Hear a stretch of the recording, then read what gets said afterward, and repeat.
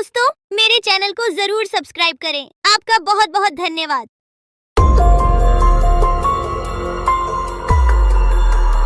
बहुत साल पहले की बात है। लक्ष्मीपुर के जंगल में एक पुरानी झील थी। वहां दिन में तो कोई घटना नहीं होती, पर थोड़ा सा भी अंधेरा छाते ही वह झील एक खूनी झील बन जाती। उस दौरान जो भी जानवर उस झील पर पानी पीने आ जाता, वह जिंदा वापस नहीं आता। कहाँ जाता, आज तक किसी को उसका पता नहीं चला था।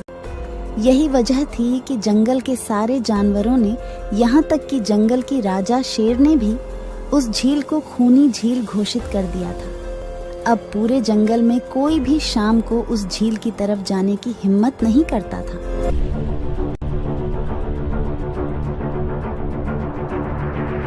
एक दिन उस जंगल में एक बंदर आ जाता है। उसकी और खरगोश की मुलाकात होती है। अरे बंदर भाई, कौन हो तुम? पहले तो तुम्हें इस जंगल में कभी नहीं देखा। खरगोश भाई, आज तक मैं शहर में इंसानों के बीच चिड़ियाघर में था। किसी तरह आजाद होकर आया हूँ। क्या इस जंगल में मेरे रहने के लिए कोई जगह है?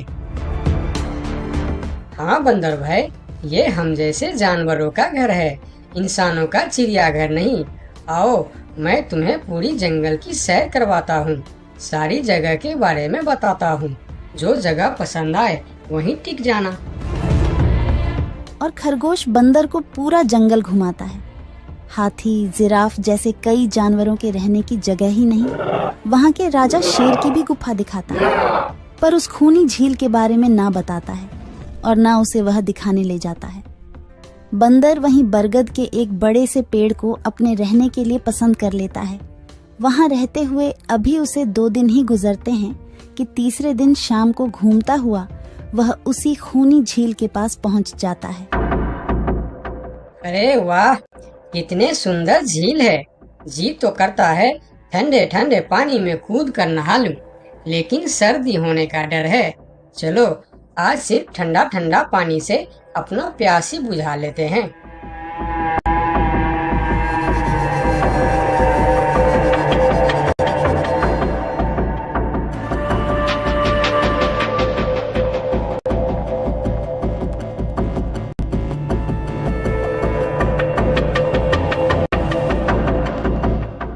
अरे बंदर भाई, तुम इतने डरे हुए क्यों हो? कहाँ से आ रहे हो? झील में पानी पीने गया था और जिंदा वापस आ गए। क्या मतलब? तुम्हें पता नहीं? वह इस जंगल की खूनी झील है। शाम होने पर कोई भी वहां जाता है तो जिंदा वापस नहीं आता। उसकी लाश का भी पता नहीं चलता कि वह कहाँ गायब हो जाती है। इसीलिए शाम होते ही कोई भी उस खूनी झील की तरफ नहीं जाता। ये हमारे राजा का आदेश भी है। कमाल है, मुझे तो पता ही नहीं। कैसे पता नहीं? तुम्हें वह खरगोश भाई ने बताया नहीं? लो, खरगोश भाई भी आ गया। अरे खरगोश भाई, आपकी वजह से आज बंदर भाई की जान जाते जाते बची। मेरी वजह से? हाँ, तुमने बंदर भाई को पूरा जंगल घुमाया, हर जगह के बारे में बताया। इस खूनी झील के बारे में क्यों नहीं बताया? भूल गया भाई, मैंने तो सोचा ये तो पेड़ पे रहते हैं, इन्हें झील से क्या काम। अभी अभी इन्हें खूनी झील की खूनी ने पकड़ने की कोशिश की, ये तो बाल बाल बच गए, वरना खूनी झील की खूनी, क्या तुमने उसे देखा? क्यों, क्या तुम लोगों ने आज तक नहीं देखा? नहीं, हम में से कोई कभी भी शाम को उस तरफ जाते ही नहीं और दिन में कोई घटना नहीं होती। और यह बात वह जाकर शेर के दरबार में सभी को बताता है। उसकी बात सुनकर किसी को भी यकीन नहीं आता है। क्या बात कर रहे हो बंदर? मैं सच कह रहा हूँ महाराज, लेकिन हम लोगों तो कभी आज तक देखा ही नहीं, क्योंकि आप लोग उसे खूनी झील समझकर दिन में ही वहाँ जाते हो और शाम होते ही आप लोग डर के मारे वहाँ जाना बंद कर देते हो। पूरे दिन वह मगरमच्छ झील में छुपा रहता है, शाम होते ही चुपचाप निकलता है और झील के पास पानी पीने आए जानवरों को खा जाता है। और आप लोग समझते हैं कि यह झील ही खूनी है, जबकि खूनी यह झील नहीं, इसमें छिपा हुआ मगरमच्छ है।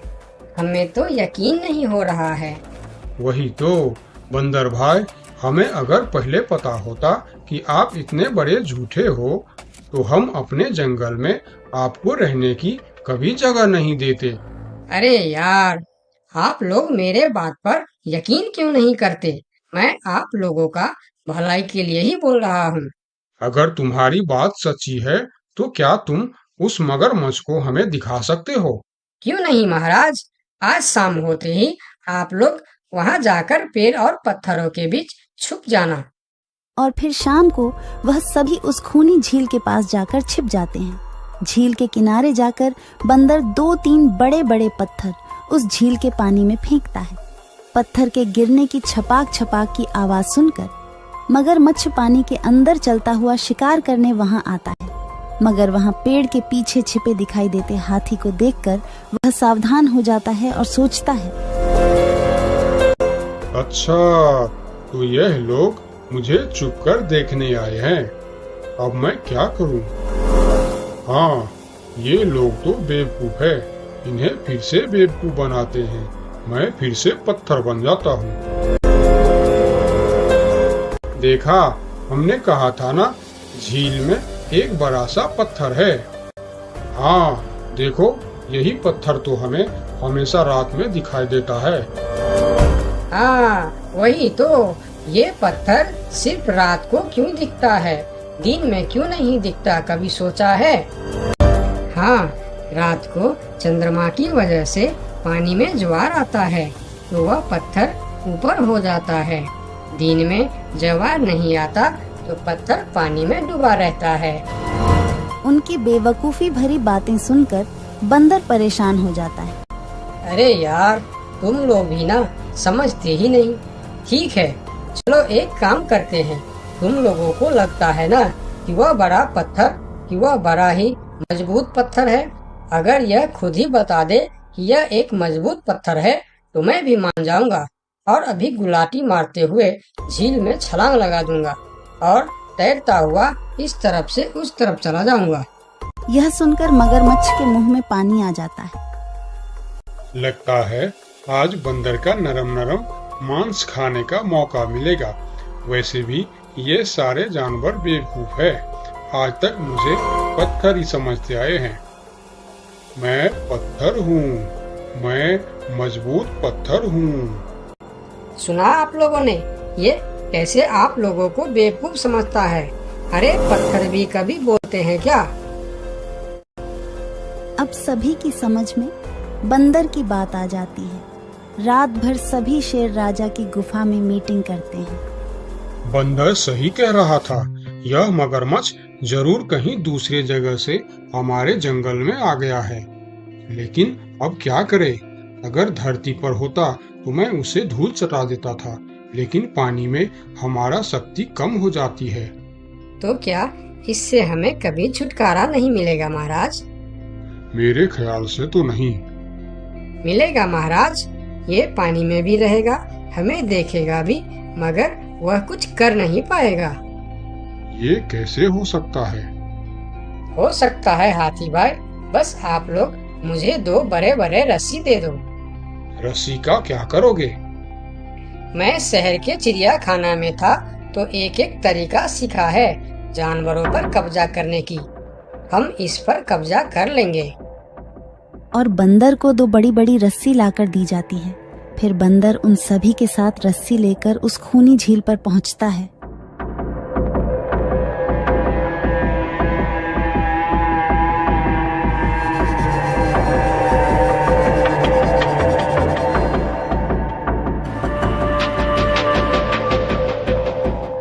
कल तक तो यह बंदर मुझे देखकर भागता था और आज पानी पीने आया है।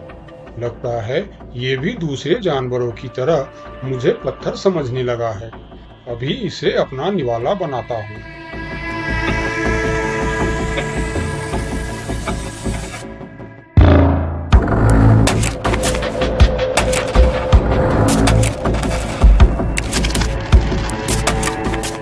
अरे, ये तो भाग भी नहीं पा रहा है।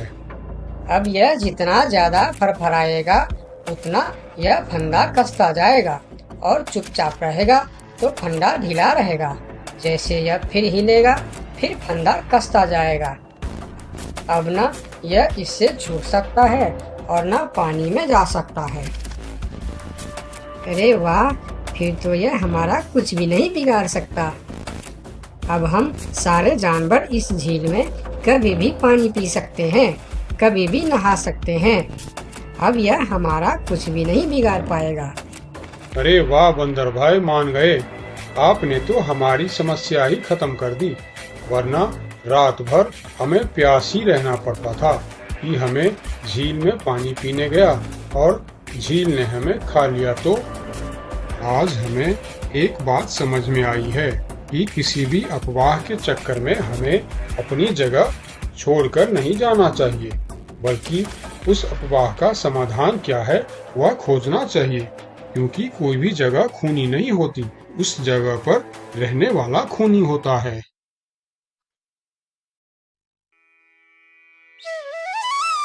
बहुत साल पहले की बात है। लक्ष्मी नगर में एक बहुत बड़ा जंगल हुआ करता था। उस जंगल में शेर खान नाम का एक शेर रहता था। वह जंगल का राजा था। उसके शासनकाल में जंगल के सभी जानवर सुखी और शांति से रहते थे। यदि जंगल में कोई भी जानवर गलत काम करता तो शेर खान उसे दंड देते थे। वह कमजोर जानवरों की रक्षा भी करते थे। एक दिन शेर खान अपने गुफा के सामने बैठे थे। तभी उसका दोस्त भालू उसके पास आया। फिर दोनों दोस्त मिलकर जंगल और जंगल के जानवरों के बारे में आलोचना करने लगे। मैं इस जंगल का सबसे शक्तिशाली जानवर हूँ। मेरे सामने जंगल का कोई भी जानवर टिक नहीं सकता। क्या कहते हो भालू भाई? ये तो तुमने बिल्कुल ठीक कहा, लेकिन हाथी के सामने तुम बिल्कुल चूहे जैसे दिखते हो। क्या ठीक कहा ना मैंने शेर खान? भालू की बात सुनकर शेर खान बहुत क्रोधित हो गए। भालू, तुम्हारी हिम्मत कैसे हुई मेरे बारे में इस तरह की बातें करने की? तुम्हें पता है तुम किसके सामने बात कर रहे हो? मैं इस जंगल का राजा हूँ। तुम मेरे दोस्त हो, इसीलिए तुम्हारे साथ मैं थोड़ा मजाक कर रहा था। तुम मेरे बात का बुरा मत मानना शेर खान। शेर खान नहीं, महाराज कहो महाराज। मैं इस जंगल का राजा हूँ, इसीलिए बाकी जानवरों की तरह तुम भी मुझे आज से महाराज कह के ही बुलाओगे। लेकिन शेर खान, हम दोनों दोस्त हैं, फिर भी तुम ऐसे क्यों बातें कर रहे हो? दोस्त है नहीं, दोस्त थे। आज से हमारी दोस्ती खत्म। आज के बाद मैं तुमसे कभी बात नहीं करूँगा। दोस्त कहकर मेरे सामने कभी मत आना। चले जाओ यहाँ से। अपने दोस्त का इस व्यवहार से भालू बहुत दुखी हुआ और वह वहां से चला गया। उसी जंगल में गोलू नाम का एक बंदर भी रहता था। वह दूसरों की चीज चुराकर भाग जाता था। एक दिन गोलू की चोरी करते समय शेर खान के एक सिपाही के द्वारा पकड़ा जाता है और उसे शेर खान के सामने विचार के लिए लाया जाता है। गोलू को देखकर शेर खान कहते हैं, गोलू, तुम्हारी चोरी की किस्से जंगल के दूर दूर तक मशहूर है। तुम जानवरों के घर में ही नहीं बल्कि मेरे दरबार में भी बहुत चीज चोरी की है। इसीलिए मैं तुम्हें पहाड़ से गिराकर मारने की सजा घोषित करता हूँ। आज से ठीक 2 महीना बाद तुम्हें पहाड़ से गिराकर मार दिया जाएगा। अपनी मौत की सजा सुनकर गोलू बहुत रोने लगा और बोला, महाराज, मैं अब कभी चोरी नहीं करूँगा। मुझे माफ कर दीजिए महाराज। मेरे घर में छोटे छोटे बच्चे हैं, मुझे छोड़ दीजिए महाराज। लेकिन शेर खान ने उसकी फरियाद नहीं सुना। तब एक सैनिक उसे ले जाकर जेल में बंद कर देता है। उधर गोलू का दोस्त भोलू को जब इस बात का पता चलता है तब वह गोलू से मिलने के लिए कैद खाने में पहुंच जाता है और उससे कहता है, देखा गोलू, तुम पकड़े गए ना। मैं तुम्हें कितनी बार कहा था कि चोरी करना छोड़ दो। अब क्या होगा बताओ, कैसे निकलोगे यहाँ से? ये सब छोड़ो भोलू भाई, जो होना था वो हो गया। मुझे तो बस अपने परिवार की चिंता हो रही है। काश मैं मरने से पहले उनके लिए कुछ कर पाता। मेरे छोटे छोटे बच्चे हैं, बीवी है, अब उन सब का क्या होगा? मेरे बिना वह भी जीवित नहीं रह सकते। गोलू की बातें सुनकर भोलू सोच में पड़ गया। फिर वह शेर खान के पास गया और बोला, महाराज, मैं गोलू का दोस्त भोलू हूँ। मैं आपसे कुछ कहने आया हूँ। तो तुम गोलू का दोस्त भोलू हो। ठीक है, बताओ क्या कहना चाहते हो तुम। महाराज, मैं चाहता हूँ कि आप गोलू को कुछ दिन के लिए उसके परिवार के पास जाने दें, ताकि वह मरने से पहले अपने परिवार के लिए कुछ इंतजाम कर सके। मरने वाले का आखिरी इच्छा पूरा कीजिए महाराज। आप एक बार उसके परिवार के बारे में भी सोचिए। गोलू ने जो किया उसमें उसकी परिवार की क्या गलती है? अगर आप उसे कुछ दिन के लिए अपने परिवार के पास रहने दोगे तो शायद उसका परिवार बच जाएगा। मैं इस बारे में तुम्हारी कोई मदद नहीं कर सकता। अगर अपने परिवार से मिलने के बहाने गोलू भाग गया तो मैं किसको सजा दूंगा? शेर खान की बात सुनकर भोलू थोड़ा सोच में पड़ गया। फिर बोला, तो ठीक है महाराज, आप गोलू को छोड़ दीजिए। जब तक गोलू वापस नहीं आ जाता मैं उसकी जगह कैद खाने में रहूंगा। और अगर वह कभी वापस नहीं आया तो क्या तुम उसके हिस्से की मौत की सजा भी लोगे? थोड़ा सोचकर बताओ। हाँ महाराज, मैं इसके लिए भी तैयार हूँ। भोलू की बात मानकर शेर खान ने गोलू को कैद से निकालकर भोलू को कैद खाने में डलवा दिया। तब बाहर निकलकर गोलू ने भोलू को बोला, दोस्त तुम चिंता मत करना, मैं समय से पहले ही वापस आ जाऊंगा। ऐसा कहकर गोलू वहां से चला गया और भोलू गोलू की जगह कैद खाने में रहने लगा। इस तरह बहुत दिन बीत गया, लेकिन गोलू वापस नहीं आया। तब एक दिन शेर खान भोलू के पास आया। देखा बंदर, मैंने कहा था ना गोलू वापस नहीं आएगा। अगर कल सुबह तक गोलू वापस नहीं आया तो शर्त के अनुसार कल शाम के समय तुम्हें पहाड़ से गिरा दिया जाएगा।